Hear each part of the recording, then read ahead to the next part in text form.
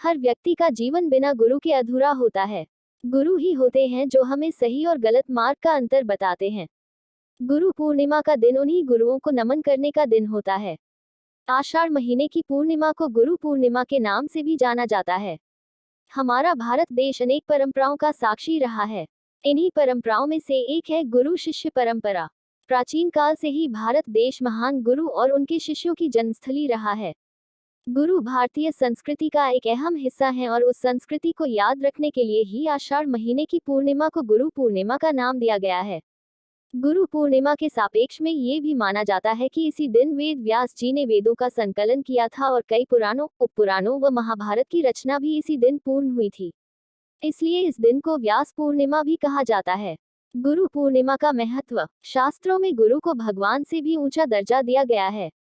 गुरुओं के बारे में स्वयं भगवान शिव जी कहते हैं, गुरुर्देवो गुरुर्धर्मो गुरुर्निष्ठा परतपः गुरुदः परतर नास्ति त्रिवार कथ्यामि ते।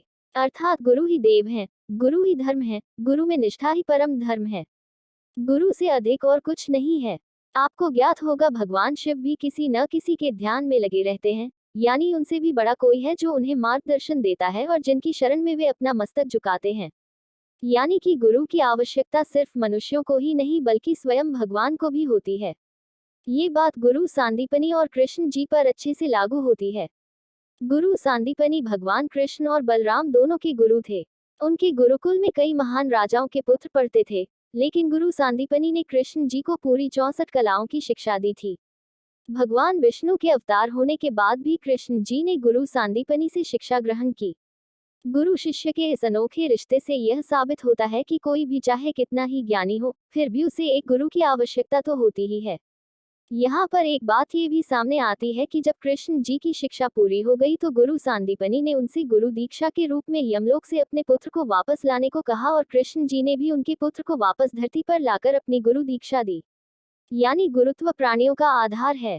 कहते हैं कि हरि रूठे गुरु ठौर है, गुरु रूठे नहीं ठौर, अर्थात भगवान के रूठने पर तो गुरु की शरण मिल जाती है, परंतु गुरु के रूठने पर कहीं भी शरण नहीं मिल पाती। एक गुरु आत्मज्ञानी, आत्मनियंत्रित, संयमी और अंतर्दृष्टि से युक्त होता है जो अपने शिष्य की कमजोरी, ताकत, उसकी बुद्धि को भली भांति पहचान कर ही उसे शिक्षा प्रदान करता है ताकि अपने ज्ञान के क्षेत्र में उसे कोई पराजित न कर सके। कहते हैं गुरु पूर्णिमा से लेकर अगले 4 महीने अध्ययन के लिए बड़े ही उपयुक्त माने जाते हैं। साधु संत भी इस दौरान एक स्थान पर रहकर ध्यान लगाते हैं। लिहाजा आज के दिन अपने गुरुओं को प्रणाम करना चाहिए, उनका आशीर्वाद लेना चाहिए और हो सके तो उन्हें कुछ भेंट करना चाहिए। ऐसा करने से आपके ऊपर गुरु कृपा हमेशा बनी रहेगी। इस दिन कुछ विशेष उपाय करने से कुंडली में गुरु दोष समाप्त होता है। गुरु ग्रह के दोष की वजह से नौकरी, धन, संतान सुख और विवाह में अड़चने आती है। ऐसे में गुरु दोष से मुक्ति पाने के लिए ये दिन बहुत शुभ माना जाता है। करियर और कारोबार में तरक्की। गुरु पूर्णिमा के दिन बृहस्पति देव को पीले वस्तु अर्पित करें। ओम ब्री बृहस्पते नमः मंत्र का जाप कम से कम 108 बार जरूर करें। मान्यता है इससे कुंडली में गुरु मजबूत होता है, व्यापार में तरक्की की राह आसान होती है, गुरु दोष के कारण अटके कार्य पूर्ण होते हैं। संतान के लिए कुंडली में गुरु के बलहीन होने पर संतान प्राप्ति में दिक्कतें आती हैं।